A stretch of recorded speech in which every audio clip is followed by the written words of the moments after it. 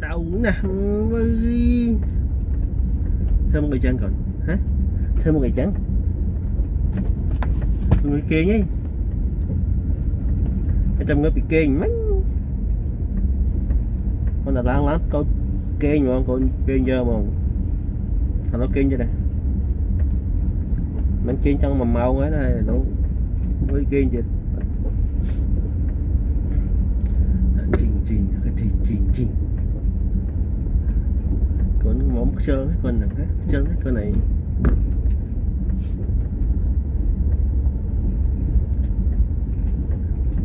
ngâm một lần mà còn thêm một con nhâu nhâu cho con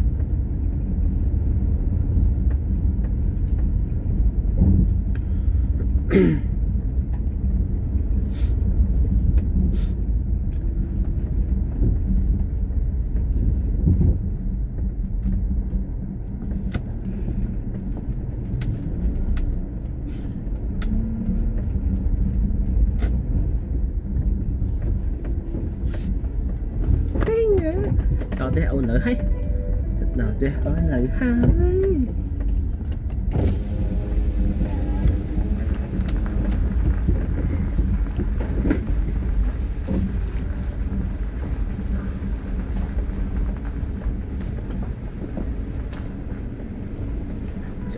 trái ở tinh ở bông chứ không đá mui mà cô chơi mui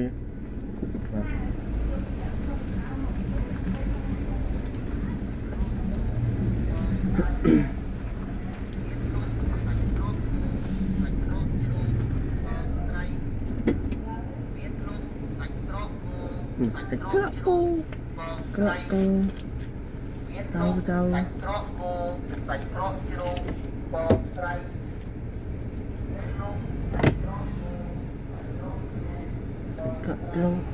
các chưa cái đâu nè mà một cái mầm ớt cô con ra mầm ớt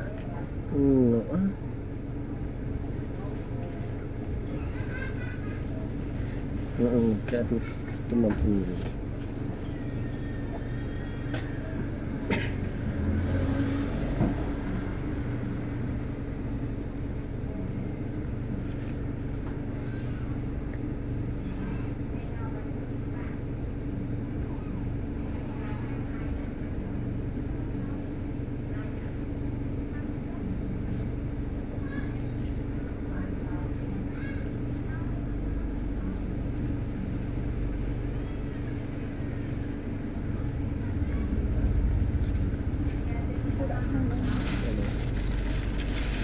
ở đây nó giờ mập mình đi không kìa, nó giờ mà đi mối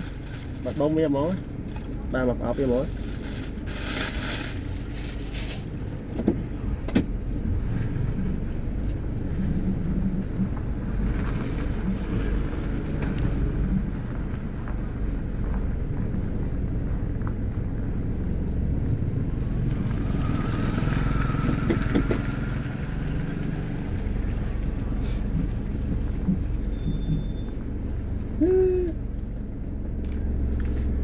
tam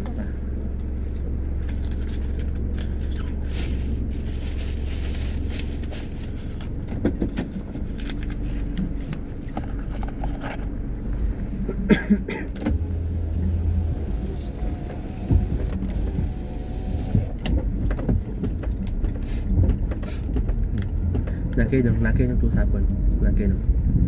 anh kia vì nó trong tủ sạp nó vì một được ổn lấy vì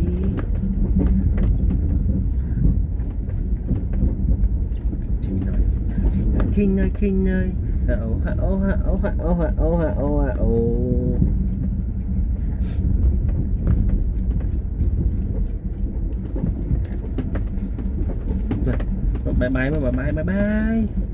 bye bye ông Phú Minh bye bye